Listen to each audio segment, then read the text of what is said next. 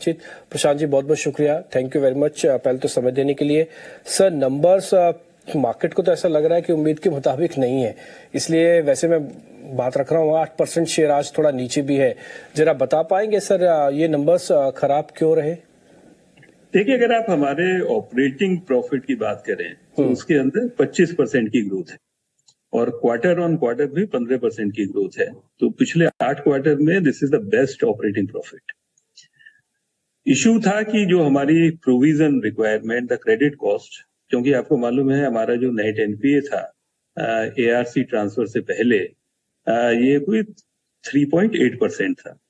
तो उस पर ऐसा होता है कि कभी भी जब आपकी रिकवरी और एजिंग प्रोविजन में मिसमैच होता है तो उस क्वार्टर के अंदर ये प्रोविजनिंग रिक्वायरमेंट बढ़ जाती है। पर अगर आप हमारे ऑपरेटिंग पैरामीटर्स देखें, चाहे बिजनेस ग्रोथ या ऑपरेटिंग पैरामीटर, वो बहुत अच्छे हैं और सिर्फ ये प्रोविजन रिक्वायरमेंट की वजह से जो हमारा नेट प्रॉफिट है उसके अंदर एक फॉल है।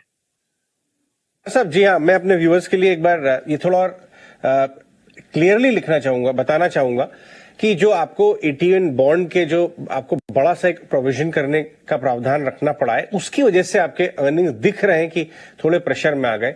अदरवाइज एसेट क्वालिटी इंप्रूव हुई है, क्रेडिट ग्रोथ अच्छी है। मुझे आप ये बताएं कि एक तो ये इश्यू हो गया, अब इसके ऑप्शंस अपने पास क्या क्या है, कैसे इससे एड्रेस कर सकते हैं? देखिए, ये जो डिसीजन है माननीय बॉम्बे हाई कोर्ट का, ये हमारे लिए सरप्राइज है, पर इसके साथ साथ हमको जो 81 बॉन्ड है उसके बारे में समझना पड़ेगा। पहली बात यह है कि ये परपेचुअल बॉन्ड, तो जो परपेचुअल बॉन्ड है इसके अंदर जो discretion to exercise call option ये बैंक के पास है कि अगर हम कॉल ऑप्शन एक्सरसाइज करेंगे या नहीं, अदरवाइज ये परपेचुअल बॉन्ड है, पहली बात। दूसरी बात कि इसके अंदर जो इंटरेस्ट पेमेंट होता है, अगर वो इंटरेस्ट पेमेंट होगा या नहीं उसका डिस्क्रिशन भी बैंक के पास होता है। और जब तक आप अपने इक्विटी होल्डर को डिविडेंड पे नहीं करते तब तक बैंक किसी कंपल्शन में नहीं होता किसी भी रेट इंटरेस्ट को इन कूपन के अंदर पे करने के। तो इसलिए ये इसके कोई ऐसा नहीं है कि इसका हमारा कोई किसी तरह का कोई इम्पैक्ट होने वाला है या किसी तरह का बैंक को कोई प्रोविजन करना है। इसके अंदर सिर्फ इतना है, अगर हम बिल्कुल वर्स्ट केस की बात करें तो हमारा जो कोर इक्विटी है वो उतने अमाउंट से कम होगा और हमारा 81 बढ़ जाएगा। तो हमारा टीयर 1 कैपिटल और बैंक का पूरा कैपिटल वो सेम रहेगा और बैंक के ऊपर किसी भी तरह की इंटरेस्ट पेमेंट का कोई ऑब्लिगेशन नहीं है। समझा दिया।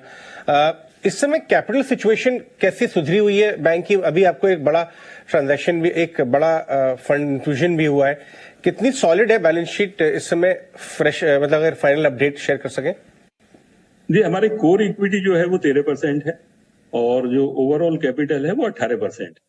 और अभी तो हमारे पास जो वारंट्स हैं वो भी आना है हमारा, और उसके बाद हमारी जो कोर इक्विटी है वो 15% के आसपास हो जाएगी और ओवरऑल इक्विटी बैंक की जो है 20%, जो कि अगर आप देखें तो बैंकिंग सेक्टर में एक बहुत ही स्ट्रॉन्ग इक्विटी बेस है हमारे बैंक।